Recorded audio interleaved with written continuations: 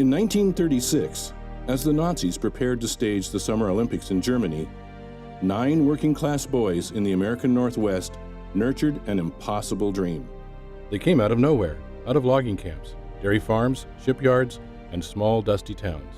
But in 1936, in an old shell house at the University of Washington, they found one another, and together they set on an epic saga. Ahead of them lay the prospect of Olympic gold. They crushed the 2-time Olympic champions at the University of California. They beat the best crews in the East, the well-heeled sons of bankers and lawyers and corporate titans.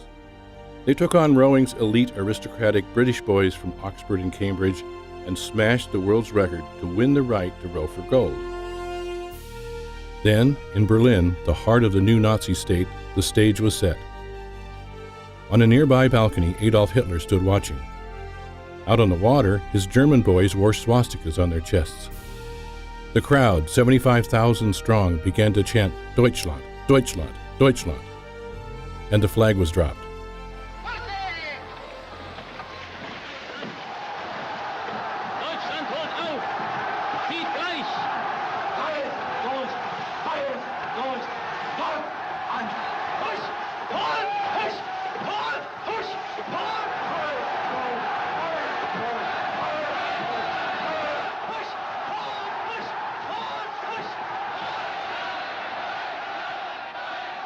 Daneben mit weißem Stirntuch die Italiener, dahinter die Ungarn, neben diesen England, auf der Außenbahn aber führt Amerika.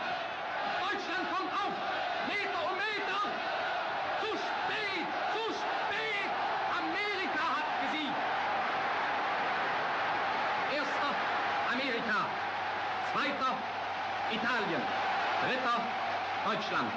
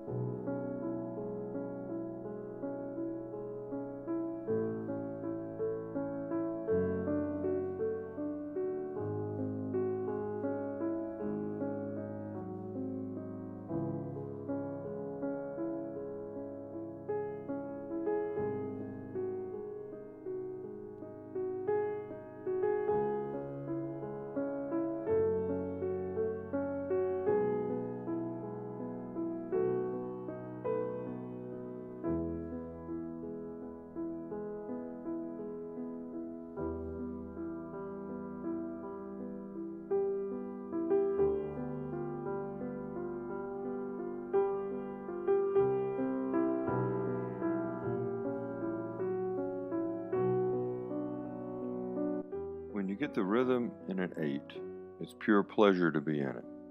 It's not hard work when the rhythm comes, that swing as they call it. I've heard men shriek out with delight when the swing came in an 8. It's a thing they'll never forget as long as they live. George Yeoman Pocock.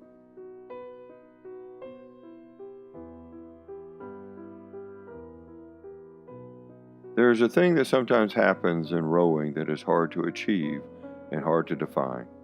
Many crews, even winning crews, never really find it. Others find it but can't sustain it. It's called swing. It only happens when all 8 oarsmen are rowing in such perfect unison that no single action by any one is out of sync with those of all the others. It's not just that the oars enter and leave the water at precisely the same instant. 16 arms must begin to pull. 16 knees must begin to fold and unfold. 8 bodies must begin to slide forward and backward. 8 backs must bend and straighten all at once. Each minute action, each subtle turn of wrists must be mirrored exactly by each oarsman, from one end of the boat to the other. Only then will the boat continue to run, unchecked, fluidly and gracefully between pulls of the oars. Only then will it feel as if the boat is part of each of them, moving as if on its own. Only then does pain entirely give way to exultation. Rowing then becomes a kind of perfect language. Poetry.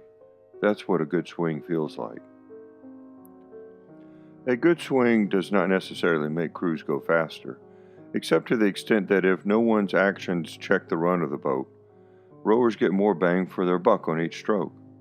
Mainly what it does is allow them to conserve power, to row at a lower stroke rate and still move through the water as efficiently as possible, and often more rapidly than another crew rowing less efficiently at a higher rate.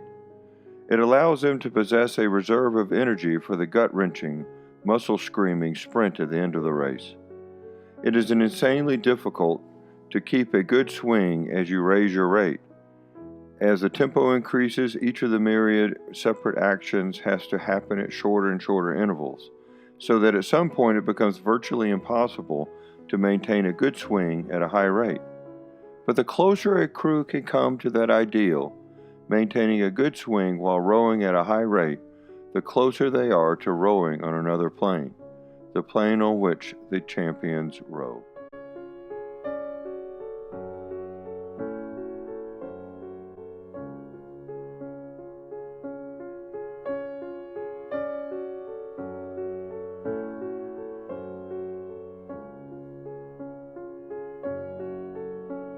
No other sport demands and rewards the complete abandonment of self the way that rowing does. Great crews may have men of exceptional talent or strength. They may have outstanding coxswains or stroke oars or bowmen. But they have no stars. The team effort, the perfectly synchronized flow of muscle, oars, boat, and water, the single, whole, unified, and beautiful symphony that a crew in motion becomes, is all that matters. Not the individual, not the self.